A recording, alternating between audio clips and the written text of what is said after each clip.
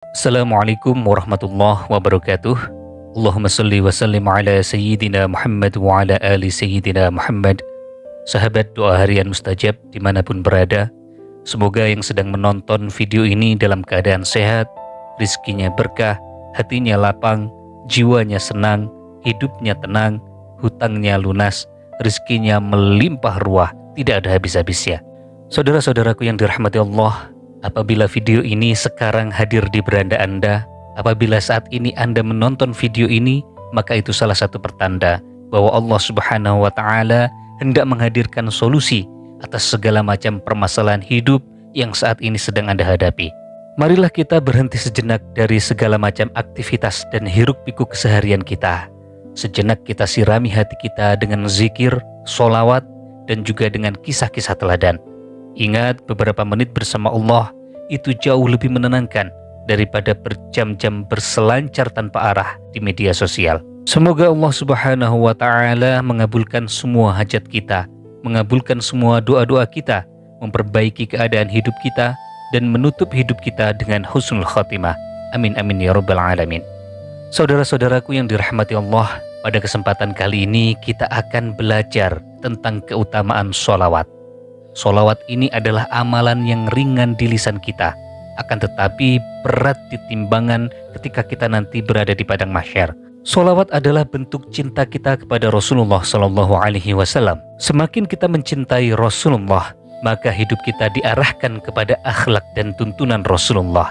Kita tidak hanya membaca lafaz, tapi meneguhkan janji untuk mengikuti sunnah Rasulullah, baik itu dalam ibadah, muamalah, ataupun adab sehari-hari. Keutamaan sholawat ini sangat masyhur. Allah sendiri memuliakan Rasulullah di dalam Al-Quran. Innallaha wa malaikatahu yusalluna 'alan nabi ya ayyuhalladzina amanu sallu 'alaihi wa sallimu taslima. Sesungguhnya Allah dan para malaikat bersolawat untuk Nabi. Wahai orang-orang yang beriman, bersolawatlah kamu untuknya dan ucapkanlah salam dengan sebenar-benarnya salam. Bayangkan jika Allah Subhanahu wa Ta'ala, Tuhan semesta alam, bersolawat untuk Rasulullah, apalah kita yang hanya sebutir pasir di tepi pantai ini tidak mau bersolawat kepada Rasulullah. Na'udzubillah summa na'udzubillah. Di dalam sebuah hadis Rasulullah SAW bersabda, barang siapa yang bersolawat kepadaku 1 kali, maka Allah akan bersolawat kepadanya 10 kali.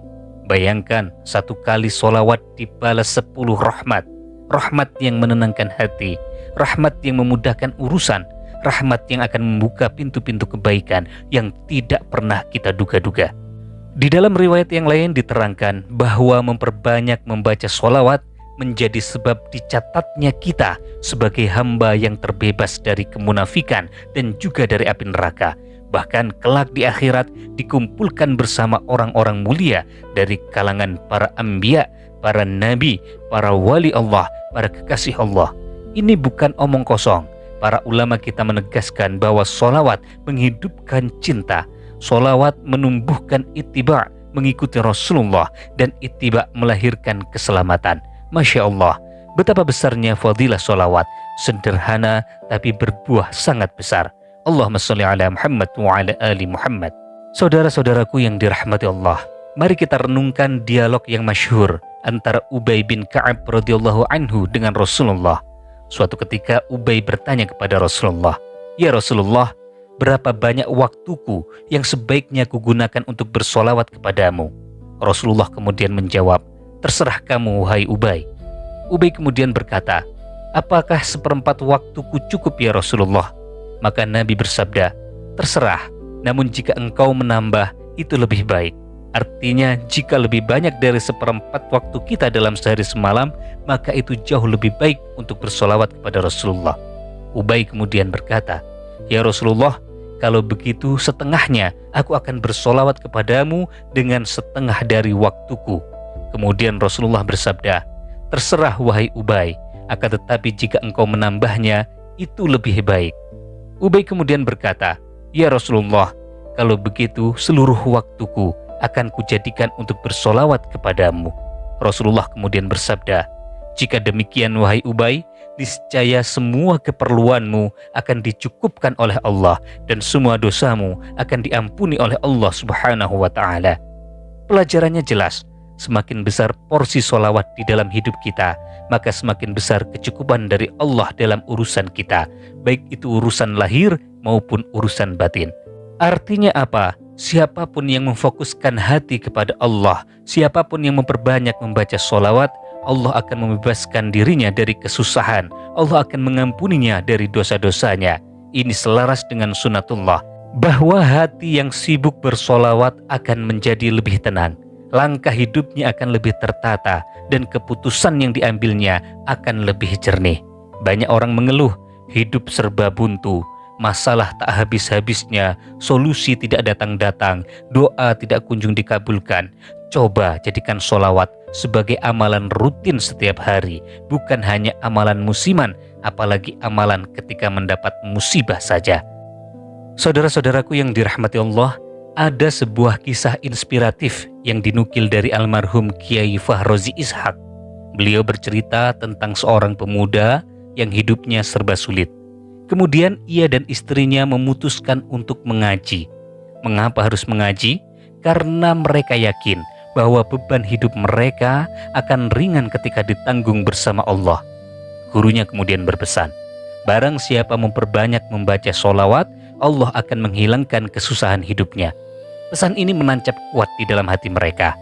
Kemudian mereka memulai dari yang mereka bisa, bukan dari yang paling sempurna. Inilah kunci dari istiqomah. Pelan tetapi terus menerus. Baca saja setiap hari, Assalatu wassalamu alaika ya Rasulullah, atau Allahumma sholli ala Sayyidina Muhammad wa ala ali Sayyidina Muhammad. Maka sejak saat itu, suami istri ini selalu bersolawat kapanpun dan dimanapun. Saat istrinya memasak, ia membaca solawat. Ketika mengadoni beras, mau memasak nasi, dia membaca solawat. Ketika menyiapkan sarapan, menyiapkan makan, ia membaca solawat. Ketika mereka dalam perjalanan, membaca solawat. Menunggu antrean, membaca solawat. Sebelum tidur, membaca solawat. Setiap saat dan setiap waktu mereka selalu membaca solawat. Akan tetapi, dalam hitungan hari ternyata solawat yang mereka baca tidak merubah apapun dalam kehidupan mereka. Nah, ini yang sering orang rasakan, putus asa. Ya, putus asa karena menganggap solawatnya tidak mendatangkan manfaat apa-apa. Jadi jangan sampai berpikiran seperti itu. Dan kepada kedua pasangan suami istri ini, godaan putus asa itu juga datang kepada mereka. Sang istri kemudian bertanya, "Mas, kita sudah bersolawat setiap hari, kita sudah bersolawat setiap saat, kok belum ada hasilnya?" Sang suami kemudian menenangkan, "Sabar sayang, istiqomah itu maraton, bukan sprint. Allah melihat proses kita, Allah melihat kebiasaan kita sehari-hari." Keteguhan di fase ini kemudian menentukan banyak orang yang berhenti bukan karena sulit, tetapi karena terburu-buru ingin melihat hasil dari prosesnya. Hingga kemudian pada suatu hari, ada kabar dari istana bahwa mahkota sang raja hilang. Raja kemudian mengumumkan, "Siapa yang menemukan mahkotaku akan kuberi hadiah yang besar." Mendengar pengumuman itu, sang pemuda nekat mendaftar.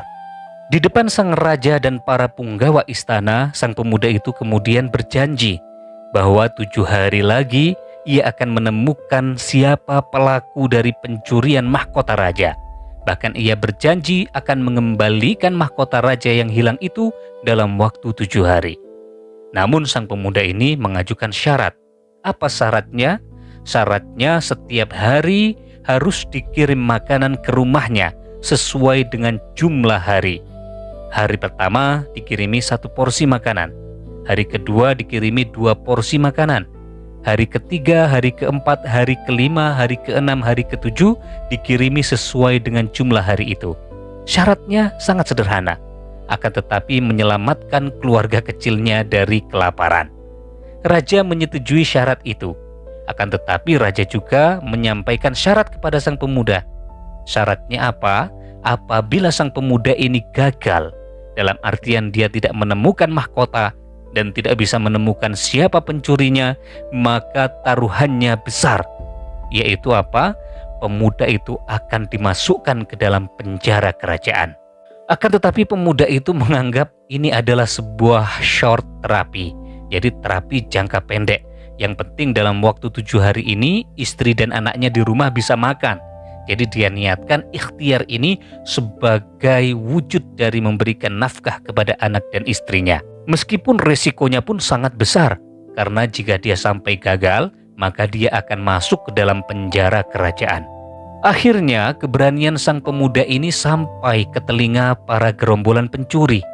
Sang pemimpin dari pencuri itu mengirimkan mata-mata. Ajaibnya, setiap kali mereka datang, si pemuda ini dengan izin Allah, dengan pertolongan Allah, seolah-olah mengetahui jumlah mereka. Sang pemuda itu selalu memberi pesan kepada istrinya, "Istriku, nanti akan datang 3 orang." Dan apa yang dikatakan sang suami itu benar. Ternyata hari itu datang 3 orang ke rumah mereka. Dan besoknya sang suami lagi berkata, "Besok akan datang 4 orang." Dan betul, pas hari itu datang 4 orang ke rumah mereka. Dan seterusnya sampai hari ke-7, pemuda ini berhasil menebak berapa orang yang akan datang ke rumah mereka. Inilah yang disebut sebagai ilham.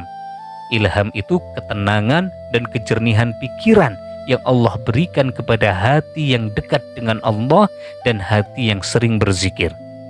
Dan pada hari ke-7, pemimpin pencuri itu datang sendiri ke rumah si pemuda tadi. Nyalinya ciut, dia takut. Kemudian dia mengaku bahwa dia yang mencuri mahkota raja. Kemudian dia memohon maaf dan bersedia mengembalikan mahkota itu. Sang pemuda kemudian menyerahkan mahkota kepada raja. Dan akhirnya dia mendapatkan hadiah yang sangat besar. Masya Allah, walhamdulillah, wallahu akbar. Rizkinya lapang. Namun setelah kejadian itu sang pemuda tidak berhenti bersolawat. Ia tetap menjadikan solawat sebagai ritme kehidupannya. Sebab bagi orang beriman, rizki bukan alasan berhenti dari zikir, justru alasan menambah rasa syukur. Setelah kejadian itu, sang pemuda ini menjadi tenar. Dia terkenal ke seluruh penjuru negeri. Suatu ketika pemuda ini diundang untuk khutbah Jumat. Padahal ia merasa tidak mampu untuk berpidato. Saat masuk ke dalam masjid, ternyata masjidnya sangat besar. Jamaahnya full sampai ke teras masjid. Para jamaah menyambut pemuda ini dengan ta'zim. Mereka tampak sangat menghormati sang pemuda. Akhirnya ketika waktu khutbah tiba, sang pemuda naik ke atas mimbar. Hatinya hanya bersolawat, karena memang amalan itu yang sering dia lakukan setiap hari. Ketika dia mulai berbicara, pemuda itu berbicara singkat. "Assalamualaikum warahmatullahi wabarakatuh. Mohon beri jalan di bagian tengah barisan. Tolong bagian tengah dari shaf Jumat ini dikosongkan." Maka dalam hitungan waktu 2 detik, lorong terbentuk dalam shaf-shaf sholat Jumat. Jadi membelah barisan sholat Jumatnya, membentuk satu lorong kecil, membentuk satu jalan kecil. Dan setelah mengucapkan salam, pemuda itu permisi untuk keluar. Bukan karena lari dari amanah, akan tetapi dia berlaku jujur. Dia menyadari bahwa dirinya bukan orang yang pandai khutbah. Bahkan dia menyadari bahwa dia tidak bisa khutbah Jumat. Melihat fenomena sang pemuda ini keluar dari masjid, para jamaah ikut bergerak. Mereka mengikuti pemuda ini keluar dari masjid. Mereka berhamburan keluar. Nah, ternyata kejadian ini membuat orang-orang semakin memberikan penilaian bahwa pemuda ini adalah sosok pemuda yang tawadhu, pemuda yang tidak mau menunjukkan kemampuannya di depan orang banyak. Masya Allah, Allahu Akbar. Saudara-saudaraku yang dirahmati Allah, demikianlah kisah yang dinukil dari almarhum Kiai Fahrozi Ishak. Kisah ini kisah yang ringan, tetapi maknanya sangat dalam. Jadi maknanya apa? Kita harus istiqomah dalam membaca sholawat supaya memancing pertolongan Allah dengan cara yang tidak kita sangka-sangka. Dari perut yang kosong menjadi meja makan yang terisi. Dari ancaman hukuman menjadi anugerah yang besar. dari panggung yang mencekam menjadi pelajaran tentang kerendah hatian. Allahumma sholli ala Sayyidina Muhammad wa ala ali Sayyidina Muhammad. Mari kita hadiahkan Al-Fatihah untuk guru-guru kita, untuk ustadz-ustadz kita, untuk kiai kita, untuk diri kita sendiri, untuk keturunan kita sendiri. Semoga kita semua diampuni dosanya oleh Allah. Semoga guru-guru kita dilapangkan kuburnya. Semoga kita ditinggikan derajatnya oleh Allah Subhanahu wa Ta'ala beserta anak keturunan kita sampai yaumil qiyamah. Al-Fatihah.